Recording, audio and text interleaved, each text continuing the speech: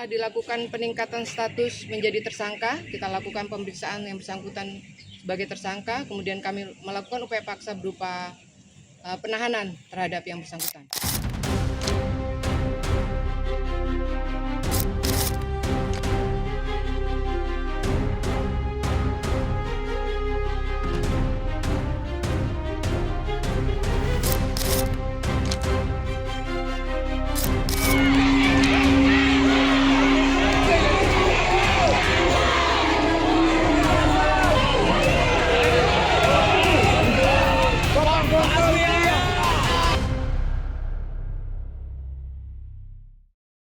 Komunikasi, saya perhatikan mohon maaf, saya perhatikan komunikasi antara mahasiswi dengan pengurus, dengan terduga pelaku, nggak kenal jam sudah lewat malam rata-rata, jam 9, 10 bahkan tengah malam, jam 3, bilang sayang, kangen. Kenapa kasus seperti ini bisa tiba-tiba boom meledak seperti itu? Karena mohon maaf, banyak kasus tidak ada, korban itu tidak mendapatkan keadilan.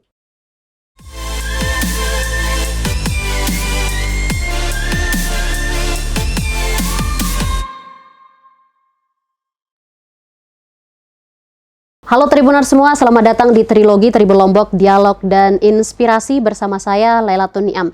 Dan kali ini kita akan berbincang mengobrol terkait satu kenyataan yang pahit yang harus kita bicarakan terkait dengan kasus kekerasan seksual yang terjadi di lingkungan pendidikan. Tribuners, saya yakin sudah berseliweran di sosial media teman-teman, di beranda teman-teman berbagai kasus kejahatan seksual yang terjadi, dan ini tidak bisa kita biarkan. Dan bagaimana langkah preventif ke depan dan seperti apa modus-modus penjahat seksual ini melakukan aksinya di lingkungan sekitar. Di sini sudah hadir narasumber saya, ada dari Koalisi Anti Kekerasan Seksual Nusa Tenggara Barat, ada Bapak Yan Mangandar, dan juga ada pemerhati pendidikan dari UIN Mataram, ada Bapak Syamsuddin Sirah.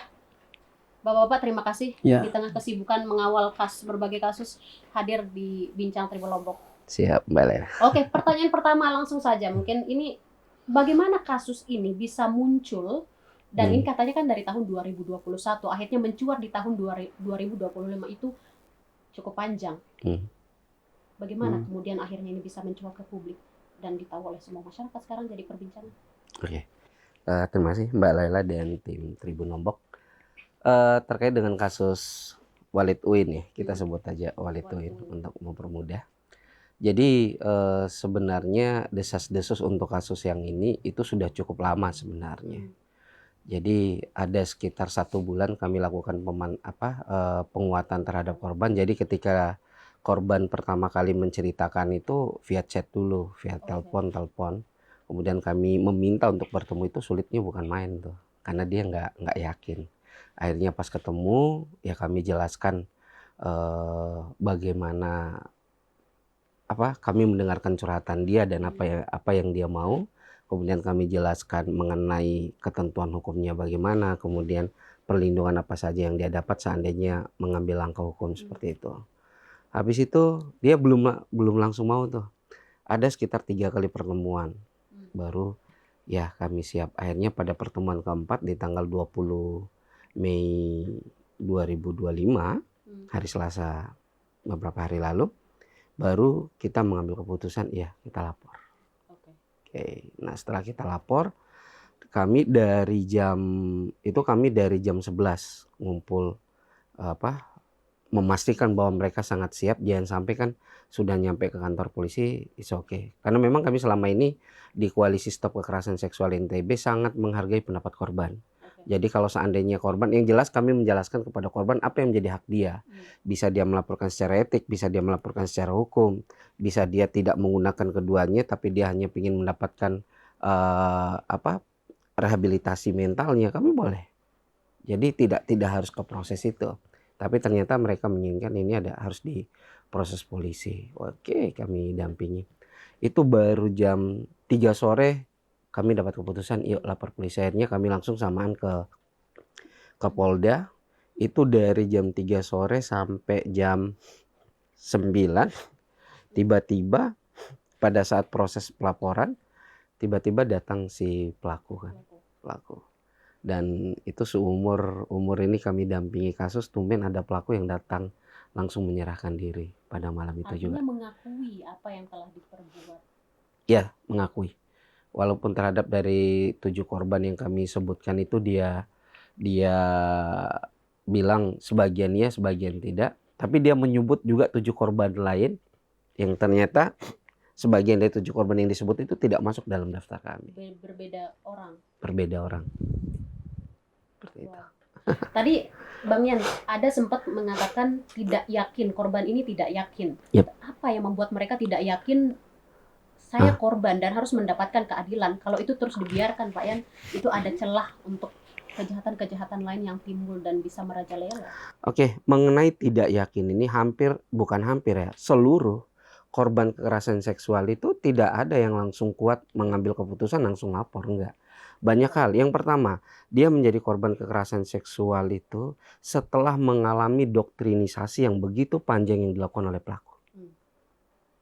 Ya, apalagi karakter pendidikan yang ada di pondok pesantren kan Sami'na wa ta'na. Kami dengar, kami taat. Ya kan? Kemudian lewat ajaran itu dijelaskan, salah satu yang paling utama itu dijelaskan, saya gurumu. Jadi apapun yang saya sampaikan kamu harus patuh. Apalagi ditambah dengan doktrin, anggap saya sebagai orang tuamu. Nah, kalau sudah anggap sebagai orang tua, berarti kan orang tua bisa ngelihat anak nggak berjilbab, orang tua bisa meluk anaknya, kan itu konsekuensi, itu kan jalan masuk. Nah, selain doktrinisasi yang sudah begitu lama, rata-rata pelaku kan punya hierarkis ya, punya relasi kuasa, dia punya jabatan dibandingkan mereka. Tentu apalagi rata-rata pelaku, si pelaku di kasus Uin ini contohnya itu dikenal berkarismatik. Mereka pun ketika masuk Mahat itu saya yakin mahasiswa lain juga, santri lain juga melihat sosok pelaku itu pasti wah luar biasa ya, karismatik, bacaan Al-Qur'annya bagus, khutbah ceramahnya bagus kan, seperti itu. Jadi ya, jadi relasi kuasa yang membuat. Kemudian selanjutnya yang ketiga, mereka bahkan ada korban itu merasa saya salah. Ada yang salah, kenapa? Mereka merasa salah, kenapa saya nggak bersuara dari dulu? Oke. Kenapa tidak berani membuka ini dari dulu? Iya, kenapa nggak dari dulu? Kenapa harus sekarang? Bahkan dia merasa saya salah. Apalagi dia kalau menjadi saksi untuk teman lainnya, dia menyaksikan teman lainnya dilecehkan, itu kan sudah dia merasa punya salah. Kenapa saya dari dulu nggak bantu teman? Yang ketiga tadi relasi kuasa. Yang keempat itu dia tidak yakin bahwa apa yang dia alami kemudian ceritakan ke orang lain akan percaya. Karena sosok figur yang tadi itu yang dipercaya. Ya. Apalagi dia pernah punya pengalaman kurang baik, dia sudah pernah menceritakan ke orang yang dia beranggapan bisa mendapatkan perlindungan, misalnya ke dosen atau mungkin ke kaprodi, bahwa dia pernah ngalamin hal ini, tapi akhirnya dosen atau kaprodi itu bilang, udah kamu healing aja, kamu healing, masalah ini gak usah ceritakan kemana-mana, kita jaga nama baik lembaga ini. Selalu berlindung di balik nama jaga baik lembaga. Nah kalau sudah pengalaman seperti itu, orang bisa cepat ngambil keputusan, yuk saya lapor. Memang sebagai korban tidak mudah. Terlepas dari itu juga mengaku sebagai korban ada banyak hal yang dipertaruhkan Pak Yan. Seperti ya aib itu masih dibilang aib, menjadi korban itu adalah aib, itu juga sesuatu hal yang berat. Kemudian saya beralih ke Pak Syamsuddin. Bagaimana Pak Syamsuddin melihat kondisi yang sekarang, lingkungan pendidikan yang seharusnya tempat kita belajar, terus menanam nilai etika dan moral, kemudian sekarang bisa begini? Ya, terima kasih Mbak Laila. Jadi yang pertama yang saya ingin katakan bahwa satu-satunya upaya untuk menjaga martabat manusia ini kan melalui pendidikan. Termasuk di situ adalah dalam pendidikan Islam. Jadi kalau saja lembaga pendidikan yang kita harapkan ini untuk menjaga marwah pendidikan martabat manusia ini ternyata tercorengkan menjadi tantangan kita bagaimana memberikan solusi. Ya, terkait dengan misalkan yang terjadi ya bukan saja di satu lembaga pendidikan ya yang terakhir ini misalkan di kampus yang kita cintai di UIN Mataram. Ya saya juga tidak pernah tahu kalau saja di Ma'had misalkan Ma'had Al-Jamiah itu terjadi hal-hal yang tidak kita inginkan. Ya sama sekali tidak pernah dan Tidak pernah terbayangkan. tidak pernah terbayangkan. Saya tahun 2016 juga ngajar di Ma'had. Di Ma'had. Ya, jadi ya termasuk juga yang menjadi pelaku kemarin juga pernah saya ajar di situ. Jadi saya tidak pernah kita bayangkan karena setahu saya ya di Ma'had ini kan pencetak penghafal Al-Quran. Dan saya lihat di kelas juga banyak sekali efek pendidikan Islam yang didapatkan dengan melalui pesan Ma'had ini. Yang orang tidak kenal bahasa Arab jadi kenal, dia bisa.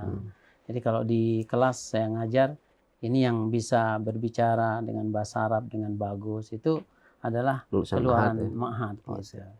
Jadi dan rata-rata yang membawa nama baik kampus di kancah luar itu adalah dari Ma'had. Jadi dari Hafiz, karena dia Hafiz dia di beberapa kompetisi ya tingkat nasional bahkan internasional itu adalah sebagian besar dari keluaran Ma'had ini. Jadi Ma'had ini adalah andalan sebenarnya kampus kita ya gitu.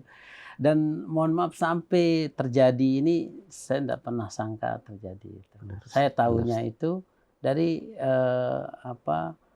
media saja.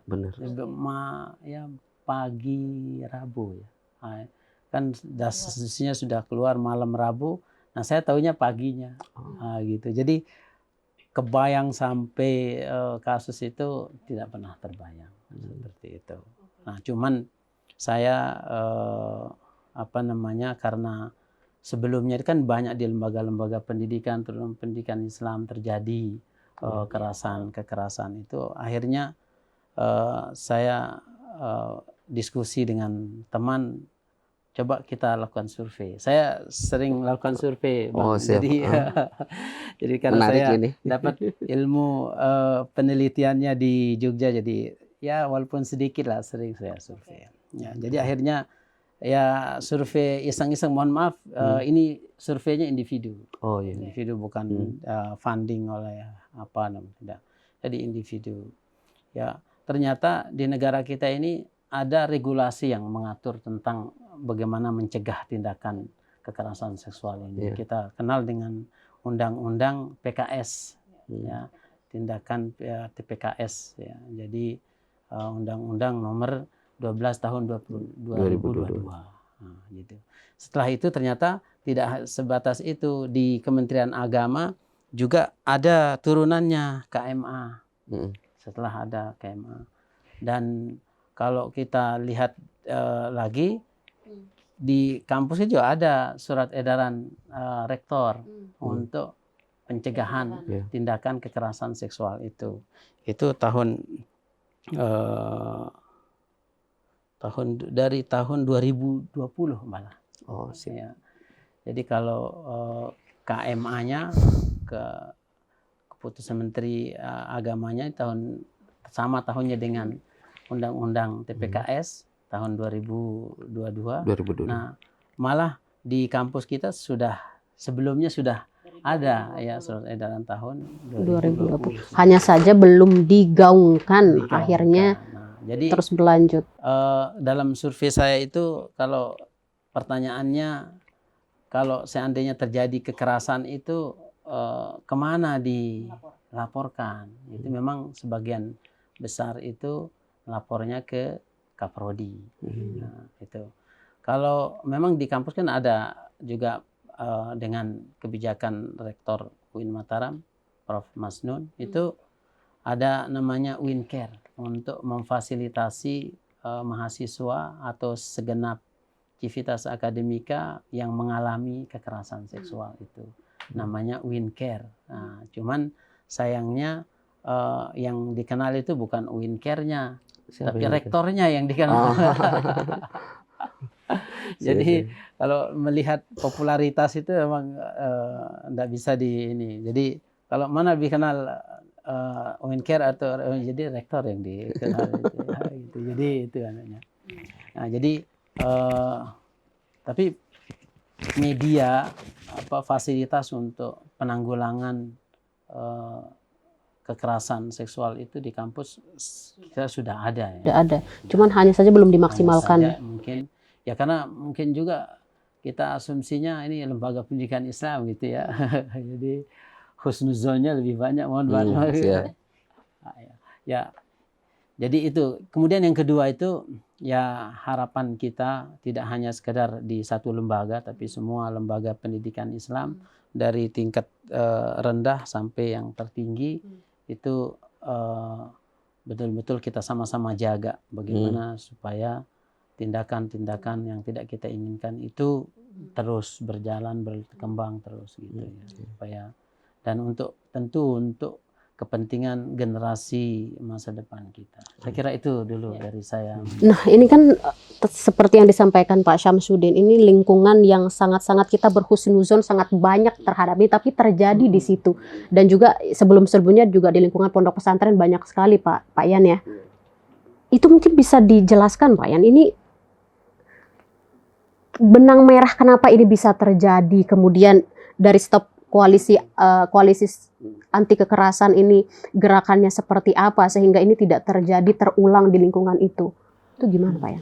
Oke, ini yang perlu dipahami ya. Mahat itu kita memang harus akui banyak lulusan-lulusan hebatnya ya, yang menjadi apis, jago bahasa Arab terutama ya rata-rata biasanya Mahat itu. Tapi berbeda, jangan samakan Mahat dengan yang dulu dengan yang saat sekarang. Mahat yang dulu mungkin banyak pengajar-pengajar yang luar biasa, santri-santrinya juga luar biasa. Tapi kan saat sekarang orang itu kan bisa terpapar di mana saja. Iya benar. Kondisi Mahat itu berprasangka baik itu luar biasa. Cuma kan sangat disayangkan ada oknum tertentu ini yang berbahaya. Ini yang berbahaya. Harus kita akui.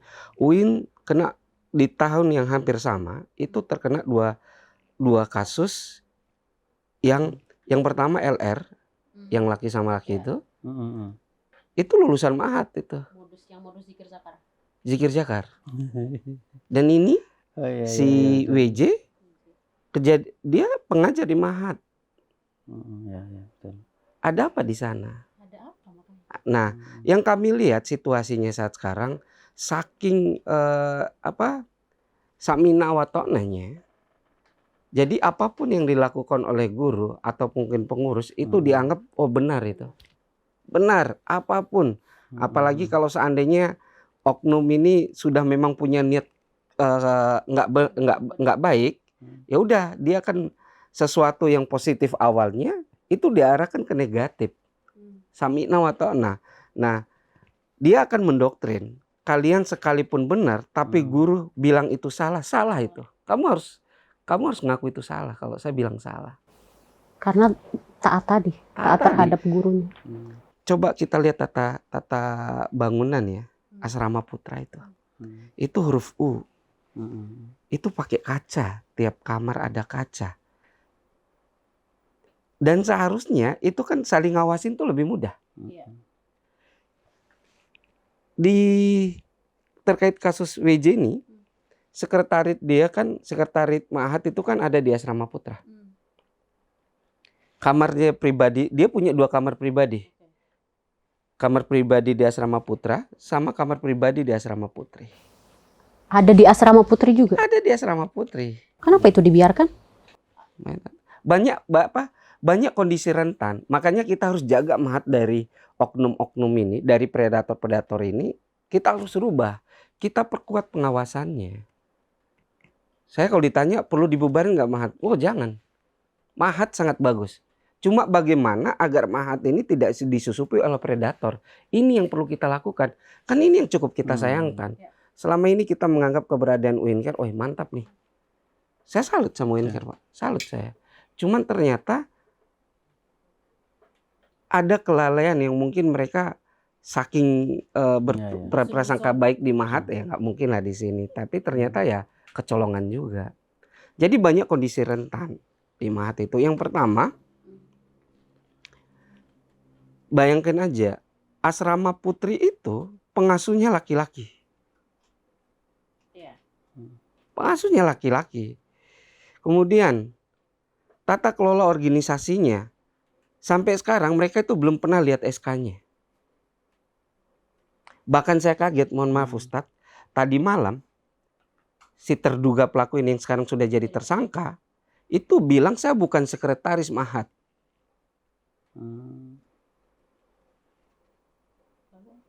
Nggak tahu. Korban juga ketika ditanya pernah ngelihat SK-mu nggak kalian nih? Nggak tahu. Nah, lanjut. Itu dari tata kelola organisasinya. Kemudian sama sekali ya di lingkup Mahat itu mungkin saking doktrinisasinya Sami'na wa Ta'na itu nggak ada di antara santri itu yang coba mengingatkan, Ustadz, udah malam kenapa masih ada santri, masih ada mahasiswi di tempat kita di asrama. Bayangin aja rapat sampai jam 2. Yang parahnya lagi, mohon maaf, petugas pengamanannya di sana. Kiri kanan mereka yang perempuan, yang pengurus dari asrama putri ke putra, putra ke putri. Sampai lewat jam yang menurut kita sudah nggak wajar ya. Kita kos-kosan aja jam 10 udah tutup gerbang. Kok nggak ada tegur sama sekali? Sisi kritis tuh di mana? Untuk melihat ini kan kondisi rentan. Nah, sedangkan di sana mohon maaf guru itu punya hierarkis yang begitu terhormat dan begitu tinggi. Bayangin aja dia bisa ngajak siapapun, ngajak keluar. Ngajak keluar kemana gitu? Mahasiswa. Bahkan kejadian kekerasan seksual itu terjadi ketika dia ngajak studi tour mahasiswa. Di dalam kapar itu masih sempatnya berbuat maksiat. Saya nggak tahu kenapa hal yang begini kok tidak jadi perhatian. Ini kan kondisi rentan. Ada orang yang jalan-jalan keluar ngajak mahasiswanya kemana-mana. Seharusnya kan itu sudah bisa hal yang aneh. Hal yang aneh. Dan di lingkungan itu terlihat biasa. Sip. Tapi nanti ingatkan saya untuk kita bicara solusinya. Kita cari. Ini beberapa masalah. Masalah lainnya juga komunikasi. Saya perhatikan mohon maaf. Saya perhatikan komunikasi antara mahasiswi dengan pengurus. Dengan terduga pelaku. Nggak kenal jam. Sudah lewat malam rata-rata, jam 9, 10 bahkan tengah malam, jam 3, bilang sayang, kangen. Kenapa kondisi rentan ini? Ayolah kita perbaiki. Mahat ini harus tetap kita hidupkan. Jangan gara-gara oknum satu ini, Mahat ini harus dibuat. Enggak, jangan. Makanya saya saya cukup keras pernyataan saya. Saya dukung terhadap komitmen rektor untuk menciptakan kampus yang aman dari predator. Nah, tapi terkait dengan kasus WJ ini, itu jangan berhenti kepada pemberian sanksi sementara kepada WJ untuk tidak bisa melakukan apapun di kampus. Tapi harapan saya, berhentikan seluruh sementara pengurus Mahat ini dari kepalanya ke pengasuhnya. Dari pengasuh ini kan sebenarnya sudah salah. Asrama putri kok pengasuhnya putra, ada apa? Kemudian susunan pengurusnya, bidang-bidangnya itu dicampur antara yang laki dengan perempuan. Yuk, stopkan dulu mereka, kasih siapa yang menjadi pengurus sementara. Kemudian kita lihat lembaga yang bertanggung jawab terkait ini siapa lagi. Mohon maaf, mau nggak mau kita harus tarik UNCAR. Stopkan dulu orang yang ada di UNCAR, stop. Bila perlu berhentikan dulu sementara orang-orang yang ada di UNCAR itu. Yuk kemudian kita evaluasi. Duduk bareng, di mana kita. Jangan-jangan, mohon maaf, UNCAR punya semangat luar biasa Ustadz. Ada kasus kami ingin tegas, kasih sanksi kepada pelaku. Cuma kan bukan pada mereka, keputusan akhirnya bukan di mereka. Siapa tahu jangan-jangan Uincare sudah bekerja baik ketika dia menyampaikan laporannya kepada pimpinan, orang-orang di bawah pimpinan justru mendorong, kau usah sampein laporan itu ke pimpinan. Dia banyak kerjaan lain, pusing dia. Ya kan? Cukup sampai di sini aja. Apa kamu buat laporan ini? Kok mau kasih sanksi berat sama temanmu sendiri? Kamu yakin kamu lebih baik daripada dia ini? Kamu yakin mau copot dia ini? Dosa kamu jolim. Dia punya anak istri, masa kamu copotin dia? Kan bukan nggak mungkin. Jangan-jangan ada orang di bawah rektor yang justru tidak menghendaki kampus UIN ini aman. Hanya dengan alasan ini nggak boleh dihentikan kayak gini. Nanti terima nama lembaga kita. Udah stop di sini. Uincare cukup ketemu korban, kasih dia psikolog, lakukan asesmen psikolog sampai di situ aja lah. Nanti si pelaku ini nanti dari jabatan dia sekretaris prodi misalnya, stopkan dia, nggak usah. Dari dia jabatan dia pembimbing skripsi, nggak usah pembimbing skripsi, tapi dia tetap ngajar. Itu mirisnya. Sudah enggak lagi. Enggak, untuk yang seandainya ini misalnya, siapa tahu kan Uincare seperti itu kan. Siapa tahu, makanya sangat penting sekali Mahat kita lakukan evaluasi mendalam, Uincare lakukan evaluasi mendalam. Ada apa ini? Saya masih banyak kenal dosen-dosen yang baik. Cuma kan permasalahannya pemahaman ini kan. Pemahaman ini yang belum sampai ke sana.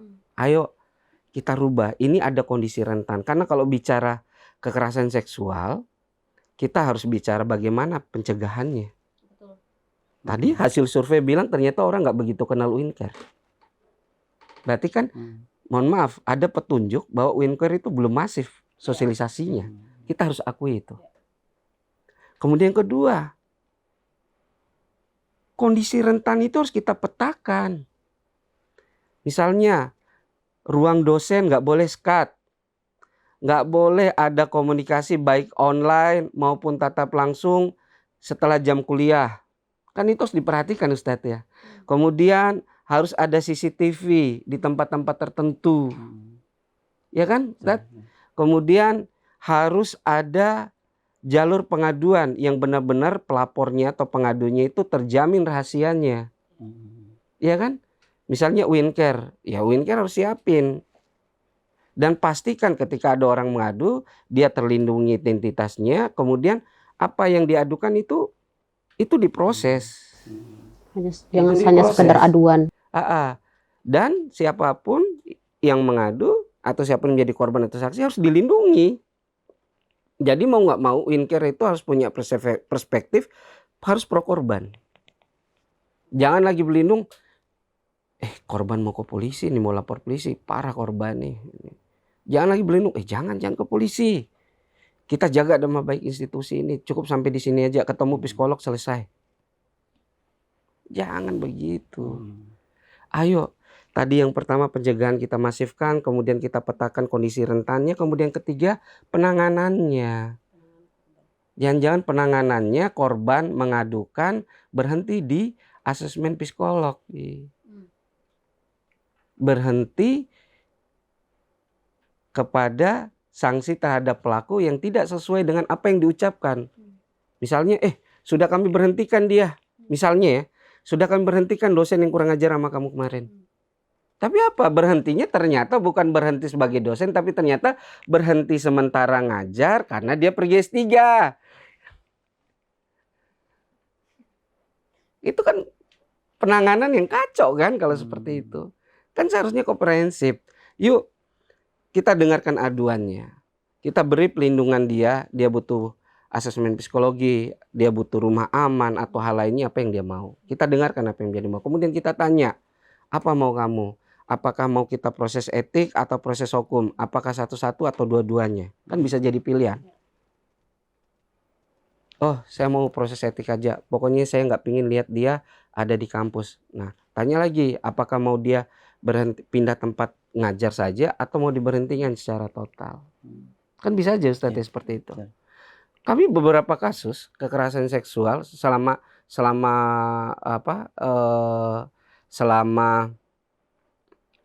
itu masih dalam bentuk pencabulan, kami tanya kepada korban.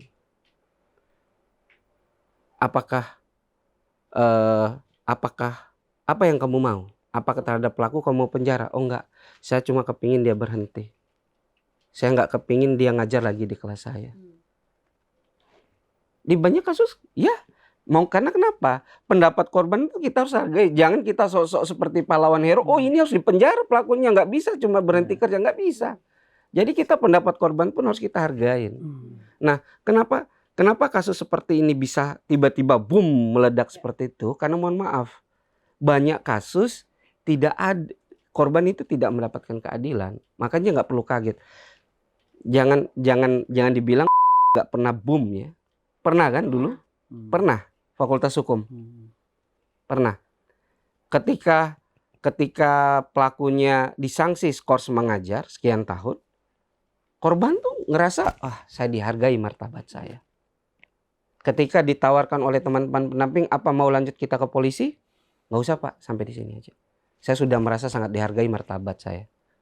Minimal apa yang saya rasakan itu dipercaya oleh orang lain, dan pelaku sudah mendapatkan sanksinya. Jadi kayak gitu. Jadi tidak masih ayolah, kita ini kan kejahatan kekerasan seksual menjadi kejahatan luar biasa kan. Angkanya itu kan terus nanjak naik nih, kayak dolar, nggak turun-turun, naik dari tahun ke tahun. Itu kita lihat data teman-teman Komnas Perempuan. Itu angka kekerasan seksual itu perguruan tinggi nomor 1 itu. Aduh, parah. Jadi Meningkat. kalau saya Bang melihat undang-undang TPKS ini bagus sekali. Benar. Cuman banyak orang yang tidak paham dengan Benar. undang-undang ini. Unsur-unsurnya itu sangat detail diungkapkan. Benar. Dan saya juga mohon maaf membaca undang-undang ini karena mau survei ini kemarin. Iya. Jadi makanya apa sih yang yang akan masuk digiring menjadi hukum, dan berat-berat hukumnya di undang-undang itu 10 tahun, 15 tahun gitu kan. Baru saya identifikasi, oh ternyata jangankan sampai kalau bahasanya Bang tadi hand job, jangankan hand job, hanya sekedar nyolet aja kalau dia keberatan itu bisa masuk ke undang-undang TPK.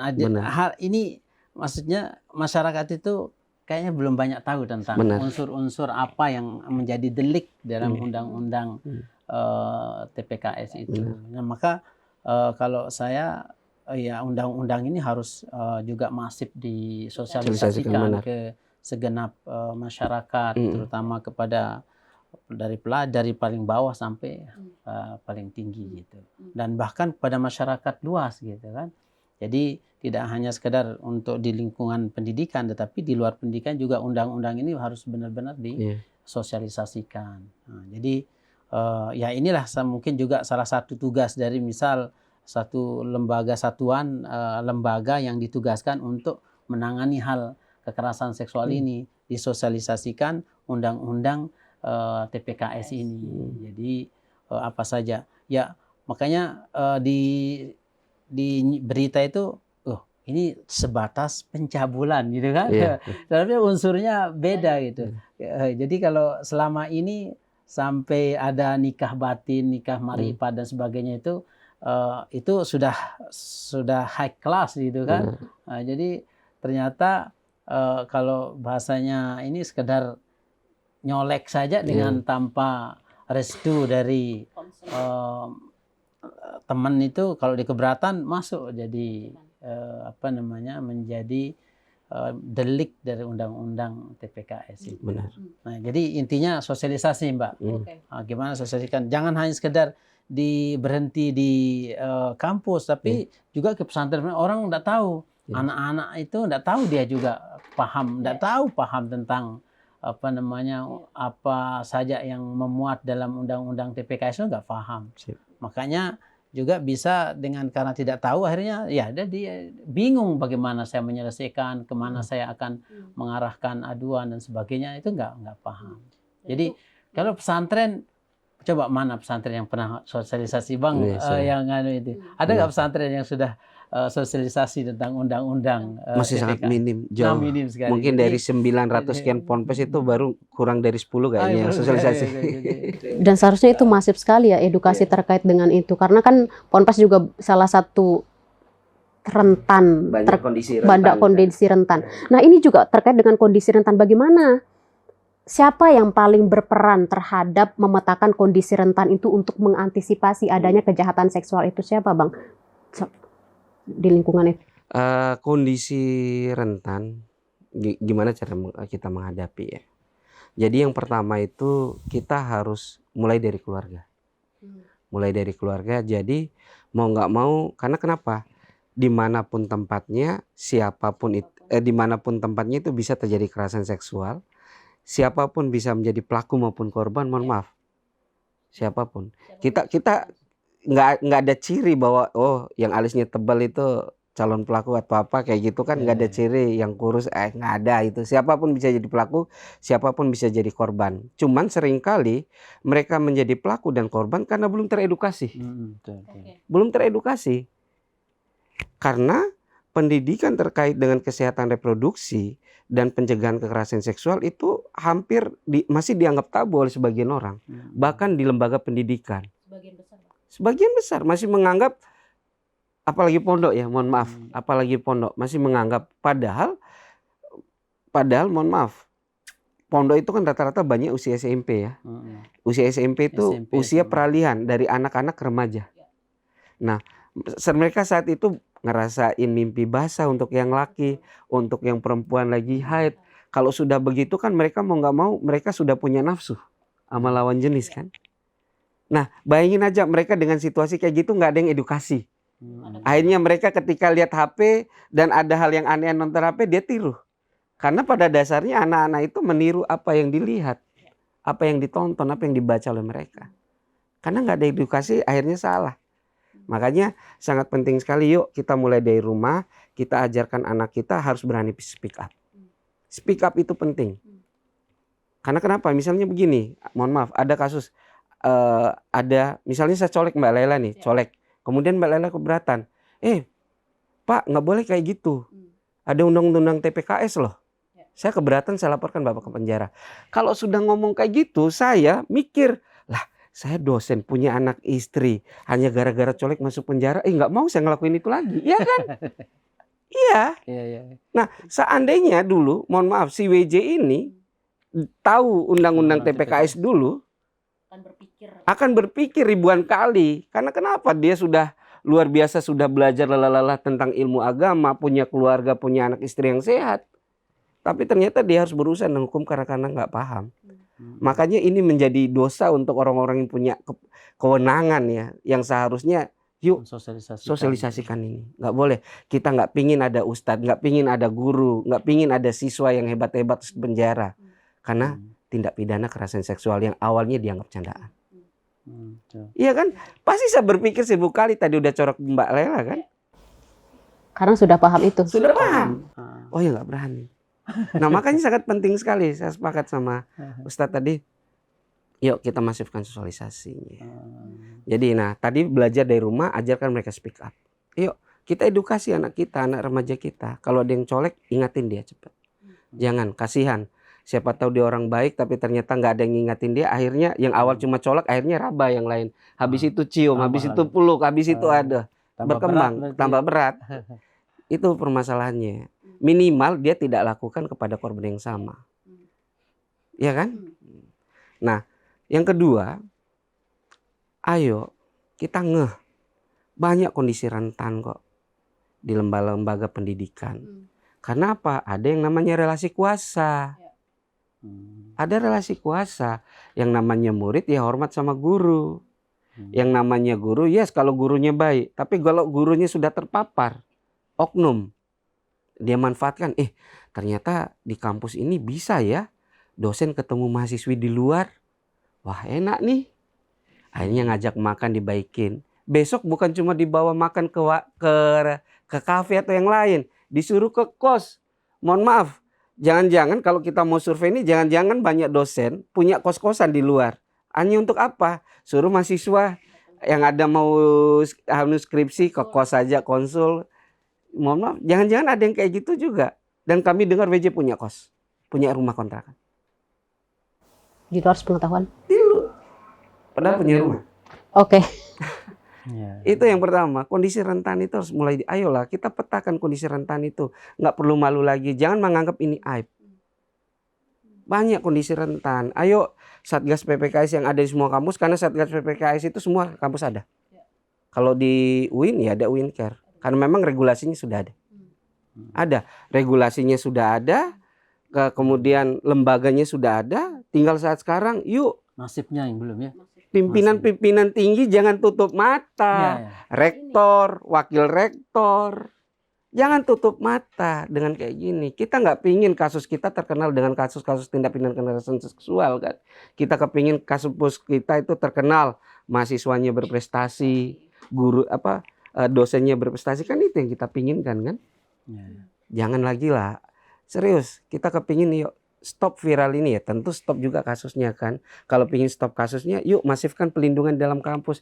Kita benar-benar kan ciptakan kampus yang aman dan ramah, yang ramah dan nyaman dari predator kekerasan seksual. Jangan cuma teori doang, kemana-mana pergi kemana-mana bilang kami sudah punya lembaga yang hebat, kami sudah sosialisasi kiri dan kanan. Tapi tidak dimasifkan. Jangan cuma lip service lah, ayo.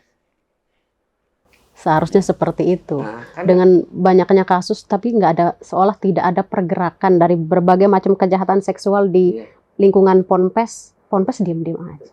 Nggak ada sosialisasi ataupun edukasi terhadap santri maupun orang yang ada di lingkungan Ponpes itu, dan itu terus terjadi. ini Mbak, kita harus akui ini bukan hal yang mudah Ustadz ya. Mohon maaf, karena pendiri pengurus pondok pesantren itu masih orang-orang lama yang mungkin dengar undang-undang TPK saja masih sering salah sebut. Apalagi suruh baca isinya kan. Saya pernah sosialisasi di salah satu kabupaten dan isinya itu adalah petinggi-petinggi dari pondok pesantren satu kabupaten. Tahu, setelah saya menjelaskan panjang lebar, apa kesimpulan mereka? Lebih baik kita poligami berjamaah saja ya. Supaya nggak kena undang-undang ini. Itu jawaban mereka. Dan semuanya ngakak. Saya heran, ya Allah. Begitu panjang lebarnya saya sudah mempresentasikan terkait undang-undang TPKS. Akhirnya mereka hanya simpulkan kalau begitu kita poligami berjamaah saja biar tidak kena undang-undang ini. Gimana caranya? Jadi kalau ya memang debatable kan, antara mau poligami atau itu debatable gitu ya. Yang jelas kalau di undang-undang TPKS itu kan tidak masuk delik di poligami itu ya, di luar pembahasan kalau itu. Iya. Kalau maksud ya saya juga heran kok bisa mereka simpulkan seperti itu. Padahal kalau mereka menikah dengan santriwatinya masih usia anak itu pidana. Pidana juga. Ya. Di undang-undang TPKS itu jadi banyak. Mohon maaf, yuk regulasi TPKS itu mau nggak mau lembaga manapun dan siapapun harus paham undang-undang TPKS ini. Karena mohon maaf, kita suka candanya seringkali seksis kan? Iya kan? Masih dia anggap bagian, nggak apa-apa. Yang penting semuanya ketawa, senang kita. Makanya kita mau nggak mau harus ngerubah. Termasuk saya. Saya bukan berarti bisa seperti ini, paling ini kan, enggak. Ya kita belajar, oh ya nggak boleh kita candain. Nah, di undang-undang TPKS yang perlu ditahu, sekalipun mungkin nih ada oknum nih beranggapan, kan saya ngelakuinnya di kamar, siapa yang lihat? Kan saya ngelakuinnya di pojokan, siapa yang lihat? Kan saya ngelakuinnya di ruangan itu nggak ada CCTV kok, ya kan? Nggak ada yang lihat. Mohon maaf, undang-undang TPKS itu udah nggak mikirin itu, udah nggak mau pusing dengan hal-hal kayak gitu. Di undang-undang TPKS mempermudah dari pembuktiannya. Di KUHP itu diatur minimal 2 saksi, ya kan? Enggak, di undang-undang TPKS itu cukup korbannya tok. Ditambah dengan 1 alat bukti yang sah. 1 alat bukti yang sah ini bisa HPP, hasil pemeriksaan psikologi. Psikolog yang membuat HPP ini itu bisa menjadi ahli. bisa. Kemudian di KUHP, di hukum acara yang lama, itu bilang saksi itu harus melihat, mendengar, dan mengalami. Mohon maaf, di Undang-Undang TPKS itu terkait saksi terjadi perkembangan makna saksi. Jadi saksi yang mengetahui itu sudah bisa jadi saksi. Misalnya gini, Mbak Laila baru ngalamin baru ngalamin pelecehan, misalnya dipeluk sama pelaku. Kemudian langsung cerita ke saya. Saya sudah ngalamin pelecehan, Mbak Laila cerita ya. Saya ini bisa menjadi saksi di Undang-Undang TPKS. Meskipun saya nggak menyaksikan Mbak Laila mengalami pelecehan tadi. Secara visual ya. Dari cerita itu saya sudah menjadi saksi. Betul. Orang tua Mbak Laila setelah selain cerita ke saya, orang tua Mbak Laila tempat Mbak Laila cerita itu jadi saksi. Berarti kan sudah 2 saksi. 3 dengan Mbak Laila sebagai korban sebagai saksi. Jadi Undang-Undang TPKS itu sangat memudahkan dari sisi pembuktian. Selain menambah terkait dengan tindak pidana, juga mempermudah dari sisi pembuktian. Mau nggak mau kita rubah. Dari banyak kasus yang kami dampingi, pernah ada kasus di pondok pesantren di Lombok Timur. Itu santrinya dalam ruangan disuruh ngambil barang nih Ustaz. Ambil barang saya di sana. Di dalam ruangan ternyata dia peluk, dia cium, dan kamu mau nggak jadi istri aku? Aku udah lama sayang sama kamu. Keluar anak itu, kan nggak ada yang saksiin. Pelaku juga bilang nggak ada sebegitu. Kena dia 5 tahun 6 bulan. Hukumannya. Dari kesaksian korban yang hanya mungkin kita menganggap hanya ya.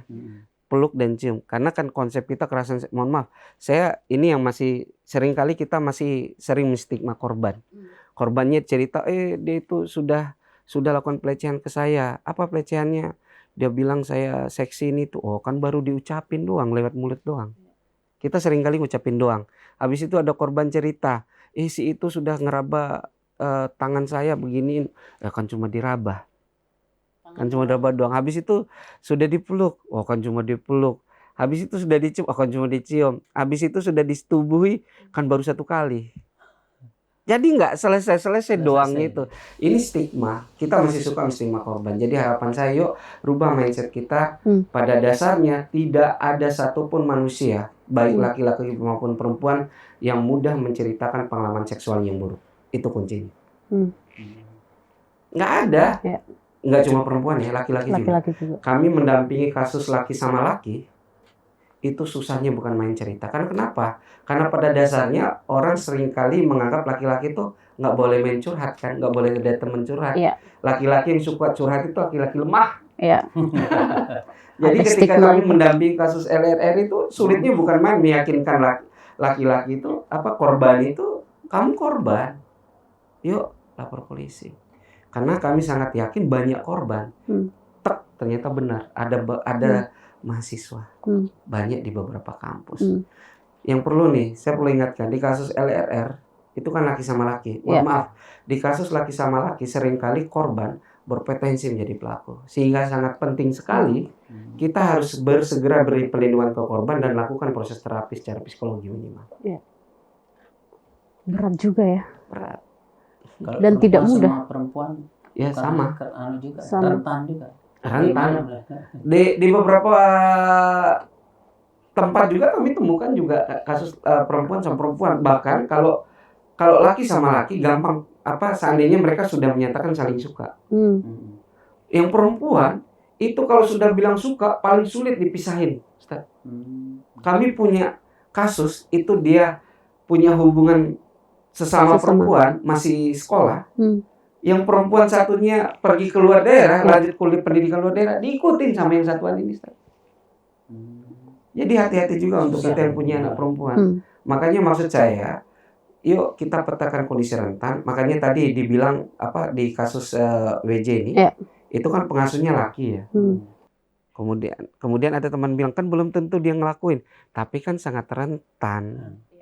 Kita harus paham dia laki. Sebisa mungkin menghindari. Iya, kenapa nggak pilih yang perempuan? Kan banyak ustadz yang hebat juga lulusan Ma'had. Kenapa harus laki yang jadi pengasuh? Dan ternyata faktanya dia sangat teledor. Bahkan bukan nggak mungkin dalam kasus WJ ini, bukan nggak mungkin dia terlibat. Karena dari beberapa data yang saya kumpulkan, saksi korban ketika berada di asrama Putri itu justru yang manggil itu adalah Pengasuhnya. kamu dipanggil tuh sama si Wiji. Ada Jadi kayak komunikasi. penyambung lidah.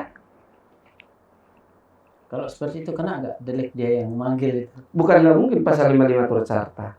Atau minimal, harapan saya minimal, makanya tadi saya minta lakukan evaluasi secara menyeluruh. Termasuk dia kayak tadi, kok dia sibuk jadi penyambung lidah?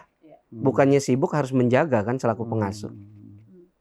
Jangan-jangan dia ada jadi kasih tanggung jawab ngasuh asrama putri, jangan-jangan dia lebih sering ngumpul di asrama putra, jarang ngawasin yang putri. Ya. Atau jangan-jangan dia sering berada di sekitar kamar atau sekretariat di mana pada saat dia tahu pelaku bersama dengan mahasiswi masuk kamar tapi dia nggak ngomong apa-apa. Makanya sangat penting. Sekalipun mungkin makanya kami sudah sampaikan kepada pihak kepolisian karena setelah ada proses olah TKP kemarin, itu ternyata dia punya peran. Pengasuh itu. Dia tahu. Tahu Tapi maksudnya ada pertemuan sampai tengah malam, kemudian ada mahasiswi diajak masuk ke kamar. Tapi diam saja.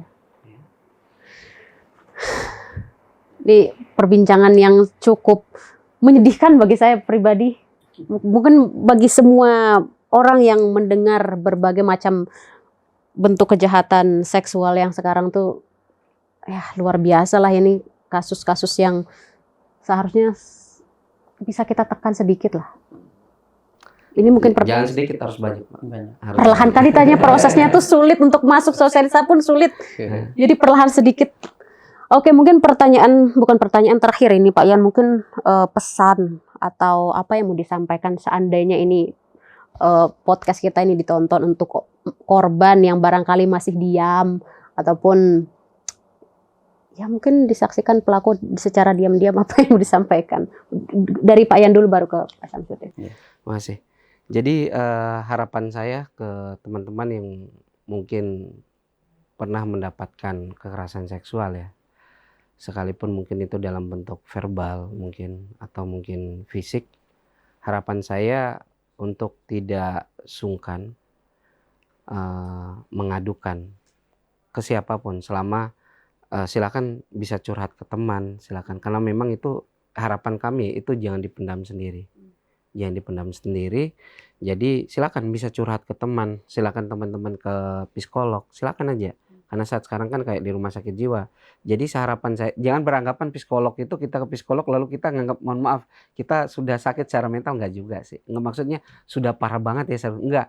Kita harus nganggap ya udah psikolog tuh kayak kita sakit kepala beli Bodrex atau yang lain kan, ya udah itu tok sama. Jangan dianggap hal yang aneh ketemu psikolog, itu biasa aja. Ya curhat sama teman, ketemu psikolog silakan. Atau seandainya teman-teman butuh kami dari pendamping koalisi Stop Kekerasan Seksual, nggak apa-apa, kontak kami. Kami ada LPA Kota Mataram, ada Pusat Bantuan Hukum Mangandar. Itu kan ada ada akun media sosial. Jadi silakan teman-teman nyari. Ada LBH Apik NTB, ada Inspirasi NTB, ada Forum Puspa. Jadi banyak sekali teman-teman koalisi koalisi Stop Kekerasan Seksual, itu gabungan dari banyak organisasi. Jadi silakan hubungi saja. Jadi kami sangat terbuka untuk itu. Dan jangan takut. Silakan Pak Syamsuddin gimana? Terima kasih. Jadi kalau saya, Bang, edukasinya dimasifkan. Jadi semua satuan pendidikan harus menjadikan salah satu bagian edukasinya, terutama bagaimana mengenal lebih dalam tentang undang-undang TPKS. Kalau di lingkungan pesantren itu di orientasinya itu harus salah satu konten utamanya itu adalah tentang hal ini. Ya. Kalau di kampus jadi mabanya itu dari kalau di orientasi mahasiswanya itu ya harus jadikan satu hal urgent di dalam orientasi itu. Jadi kalau di kampus kan ada ospek, istilahnya ada PBAK. Jadi edukasi, bahkan kalau bisa undang-undang TPKS itu menjadi buku saku. Jadi ini buku sakunya untuk masuk di kampus. Nah, ini panduannya untuk menjaga, melindungi diri. Jadi kalau ada hal-hal ini buku sakunya. Nah, tentu itu dilakukan oleh semua satuan pendidikan, tentunya juga butuh support dari para pihak yang memiliki wewenang. Iya benar. Kalau di kampus ya ada rektornya, ada WR-nya, ada sebagainya. Kalau di pesantren itu di lingkungan Kementerian Agama itu sudah ada kabid madrasahnya. Jadi dia harus ikut dorong gitu untuk membawa KMA itu ke keputusan Menteri Agama tentang perlindungan terhadap kekerasan seksual itu. Jadi marilah bersemua ya punya kepedulian untuk itu. Kami sebagai peneliti dalam pendidikan itu ya hanya bisa bersuara gitu kan dari hasil-hasil riset itu. Jadi apa yang bisa kita lakukan ya, mudah-mudahan ini bisa berjalan berlangsung sehingga tindakan kekerasan seksual ke depan bisa menurun gitu ya. Kalau saat ini di Indonesia sekitar 13.000 Bang. Oh ya. Kalau data saya di hasil yang saya peroleh itu 13.000 kasus yang terjadi. Dan memang 33% itu terjadi di pesantren. Luar biasa, 33% itu dari pesantren. Nah, jadi mudah-mudahan sekali lagi ke depan kita selamat dari fitnah yang besar ini, Bang. Dan tentunya kita berharap generasi masa depan bangsa kita yang berada di generasi muda, di anak-anak kita ini bisa lebih bagus lah ke depan. Saya kira itu saya, Mbak Laila. Oke, terima kasih Pak Syamsuddin. Artinya kita sebagai siapapun berpotensi untuk menjadi pelaku dan menjadi korban, yang paling penting adalah edukasi itu agar kita bisa terhindar dari kejahatan seksual, entah itu sebagai pelaku maupun korban. Seperti itu Pak Syamsuddin ya.